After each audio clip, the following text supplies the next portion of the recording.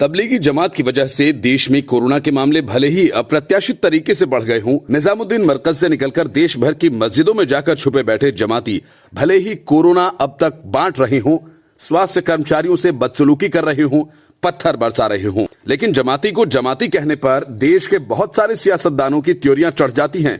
Vote bank की सियासत इस कोरोना काल में चरम पर है। राजनीतिक दल खुलकर कुछ कह नहीं पा रहे, इसलिए सरकार का विरोध करने का उन्होंने दूसरा रास्ता अख्तियार कर लिया है और इसी रास्ते पर चलते हुए किसी खास सियासी जमात से ताल्लुक रखने वाले देश के 101 पूर्व नौकरशाहों ने पीएम मोदी और सभी राज्यपालों और मुख्यमंत्रियों को एक पत्र लिखा है।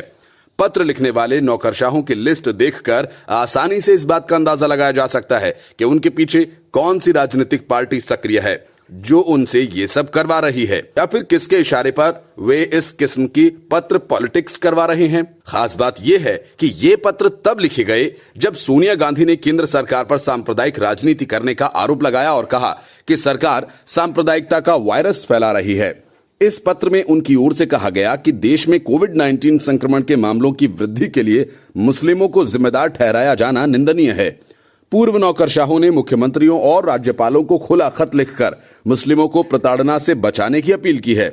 पत्र में कहा गया कि ये काफी दुखदाई है कि हम आपके सामने देश के विभिन्न स्थानों पर हो रहे मुस्लिमों के उत्पीड़न की रिपोर्ट पर बात कर रहे हैं, खासकर दिल्ली के निजामुद्दीन क्षेत्र में हुए तबलीगी जमात के कार्यक्रम को लेकर।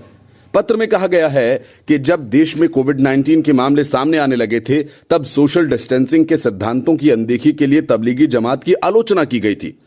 हालांकि ये राजनीतिक और धार्मिक तरह की एकमात्र सभा थी। इसके बाद देश में कोविड-19 को सांप्रदायिक रंग देने की कोशिश की गई।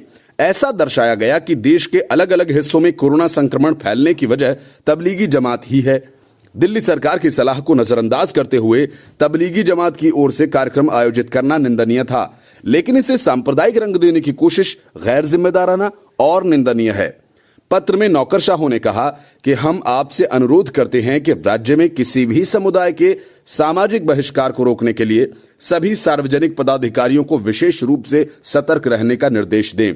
ये भी सुनिश्चित करें कि चिकित्सा सेवाएं, राशन और वित्तीय मदद सभी जरूरतमंदों को मुहैया कराई जाएं।